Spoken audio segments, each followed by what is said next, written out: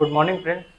As you all know, in previous class we have discussed about the autoclave principle, and today class will be discussing about what is the procedure and how to use the autoclave. इसके class देखा जाए इस class में अभी last class में हम लोग क्या डिस्कस किए थे कि ये कैसे रन करता है, एक डायग्रामेटिक व्यू से देखे थे। अब इसका वर्किंग क्या, प्रोसीजर क्या होता है वर्किंग में इसका, अब उसके बारे में भी डिस्कस करेंगे। मतलब कैसे ये काम करेगा, जो भी हम लोग मटेरियल से जो भी प्लेस करते हैं, अब वो कैसे वर्किंग है, उसका प्रोसीजर क्या होता है। बोला कि in general an autoclave is run at a temperature of 121 degree centigrade for at least 30 minutes by the using a saturated steam under a list of 50 psi of pressure। इसमें बोल रहा है कि इसका प्रोसीजर और रनिंग ऑफ ऑटोक्लेव, मतलब इसको जब भी हम लोग ऑटोक्लेव को रन कराते हैं, मतलब जब भी इस पे काम करेंगे इसका कैसे प्रोसीजर होता है, कैसे यूज किया जाता है, ठीक है।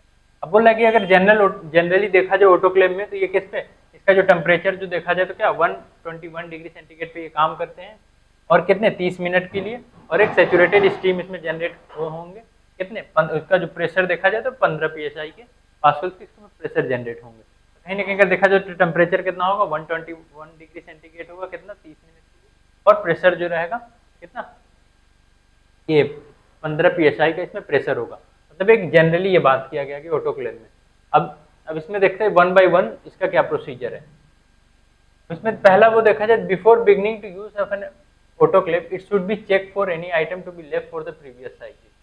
बोला कि अब ऑटोक्लेव को चलाने से पहले पहला जो रहेगा स्टेप क्या होगा, इट शुड बी चेक, मतलब पहले हम लोग को चेक कर लेना है कोई प्रीवियस, मतलब जो पिछले बार जो भी हम लोग स्टेलाइजेशन के लिए रखे थे, कहीं वो कोई सामान तो उसमें पिछला वाला छूटा हुआ नहीं है, वो पहला हम लोग चेक कर लेंगे अच्छी तरह से।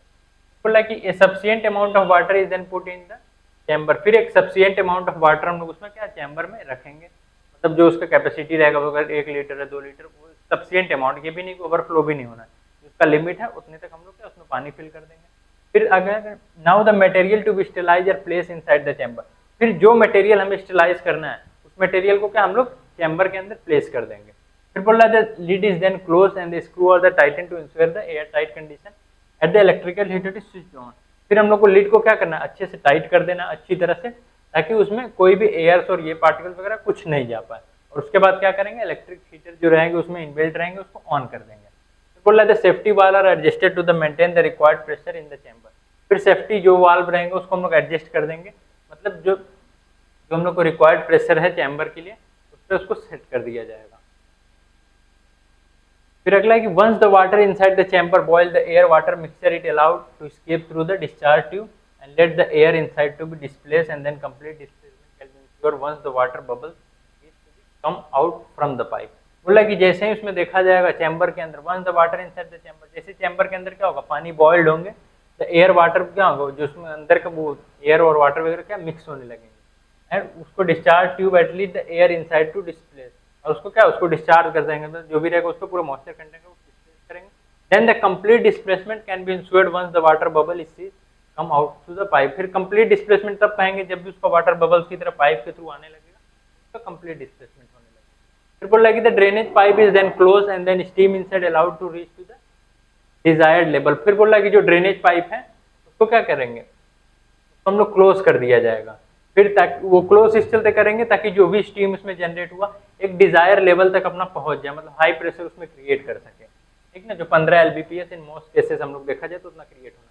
Once the pressure is reach the whistle blow and to remove the excess pressure from the chamber, जैसे ही कि मतलब उसमें ज्यादा प्रेशर हो जाएगा तो क्या होगा, विसल ब्लो करने मतलब सीटी मारने लगेगा, तो उसमें क्या होगा, तो कुछ प्रेशर जो उसके अंदर रहेंगे वो रिलीज होगा, फिर उसमें जनरेट नया प्रेशर करेंगे। जैसे हम लोग ये प्रेशर कुकर में देखते हैं क्या होता है, जब भी हम लोग चावल दाल जो भी डालते हैं एक सर्टेन टेम्परेचर पे देखेंगे, कुछ समय बाद क्या विसिल मतलब सीटी मारेंगे, तो क्या होगा कुछ प्रेशर रिलीज होगा, फिर दोबारा वो उतना प्रेशर क्रिएट करेंगे, फिर वो विसिल मारेंगे। वही सेम कंडीशन ऑटोक्लेव में भी ऐसे ही होता है, ठीक ना।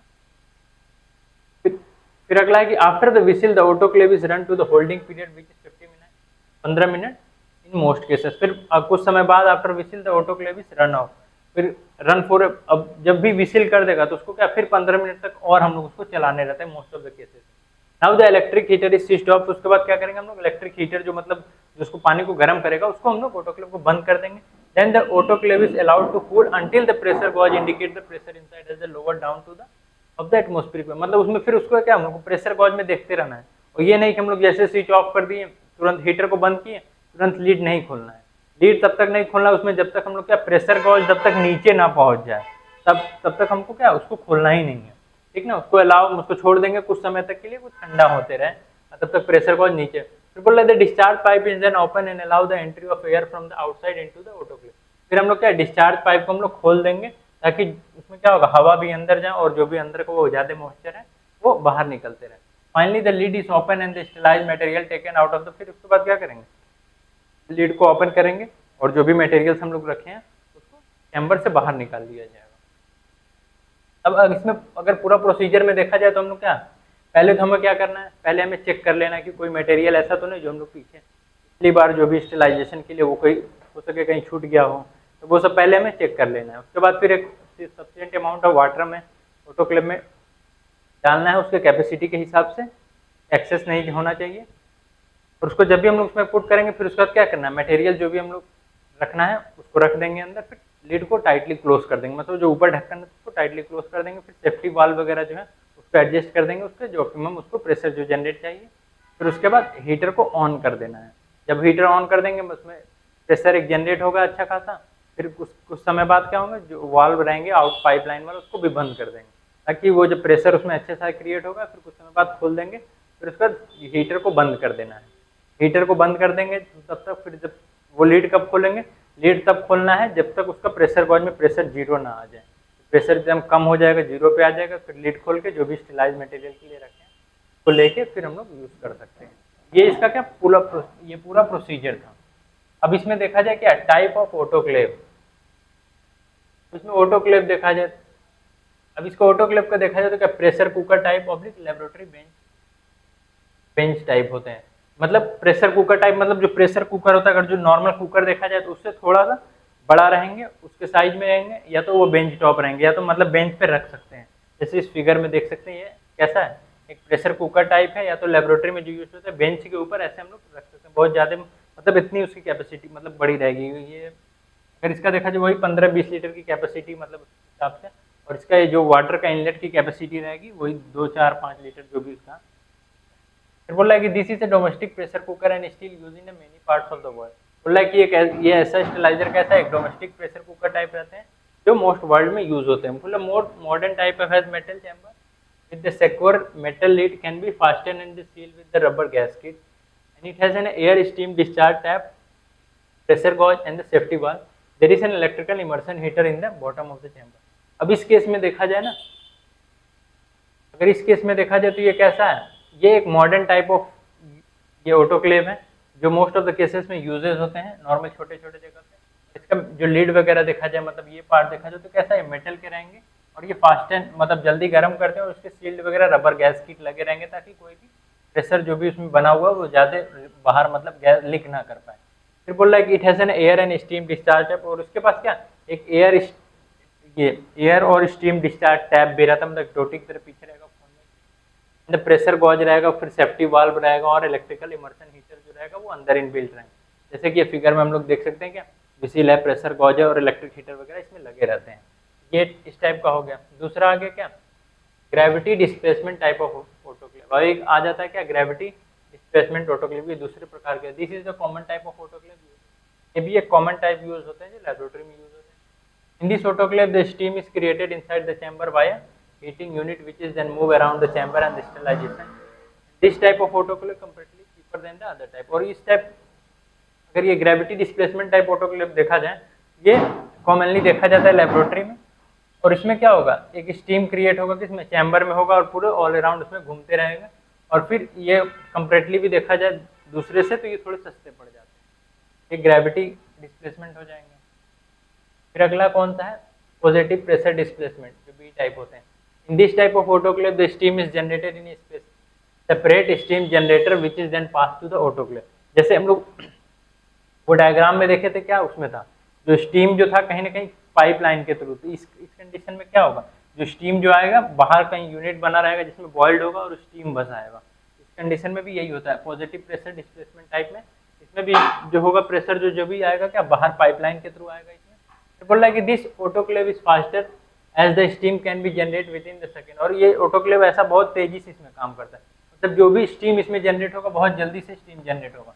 बोला this type of autoclave is an improvement over the gravity displacement है। और ये ऑटोक्लेव जो देखा जाए ये क्या कहीं ना कहीं जो ग्रेविटी है उसको डिस्प्लेसमेंट के लिए मतलब इसका इम्प्रूवमेंट वेरिएशन ये वाला है, ठीक ना, ये पॉजिटिव प्रेशर वाला। कहीं ना कहीं अगर इसमें देखा जाए तो इसमें स्टीम लाइन ये पाइप लगी रहती है जिसमें और ये बहुत जल्दी गर्म होते हैं और कहीं ना कहीं ये ग्रेविटी जो वो ऑटोक्लेव होते हैं उसको डिस्प्लेसमेंट या मॉडर्न उसका एक फॉर्म का ये पॉजिटिव प्रेशर डिस्प्लेसमेंट है। अगला आता है नेगेटिव प्रेशर डिस्प्लेसमेंट टाइप जिसको एस टाइप भी कहते हैं। बोला कि this is the another type of autoclave which contain the both steam generator as well as the vacuum generator. और ये एक दूसरे टाइप ऑफ ऑटोक्लेव होते हैं जो कंटेन करते हैं क्या दोनों, या तो स्टीम जनरेटर कंटेन करेंगे नहीं तो वैक्यूम जनरेटर इसमें contain. Here is the vacuum generator pull out all the air inside the autoclave and the steam generator creates steam। और इसमें देखा जाए तो जो वैक्यूम जनरेटर होते हैं वो क्या करते हैं जो भी उसमें एयर रहता है उसको बाहर निकाल देते हैं और स्टीम जनरेटर का काम ही क्या होता है जो स्टीम को ज्यादा क्रिएट करेंगे। तो बोला है steam is then pass into the autoclave, फिर स्टीम क्या होगा ऑटोक्लेव में पास होंगे। This is the most recommended type of autoclave as it is very accurate and achieve as high stability assurance level. और इसका देखा जाए ना इस केस में ये बहुत ज्यादा रिकमेंडेशन रहता है ऑटोक्लेव, ठीक ना, जो एक्यूरेट और हाई स्टेबिलिटी एश्योरेंस के लिए ये माना जाता है ये नेगेटिव प्रेशर वाले। फिर बोला कि this is the most expensive type of autoclave. और ये ऑटोक्लेव देखा जाता है ये बहुत एक्सपेंसिव मतलब कहीं ना कहीं बहुत महंगी आती हैं ये नेगेटिव प्रेशर वाले ऑटोक्लेव।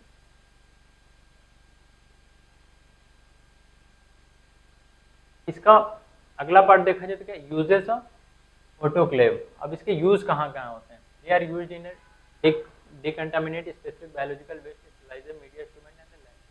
ताकि अगर इसका यूजेस के बात किया जाए ये क्या मतलब जो भी बायोलॉजिकल वेस्ट होते हैं या कोई भी जो मीडिया इंस्ट्रूमेंट या लैबवेयर जो भी है उसको क्या डिकंटामिनेशन के लिए यूज करेंगे। फिर regulated medical waste at might contain the bacteria virus and the other biological material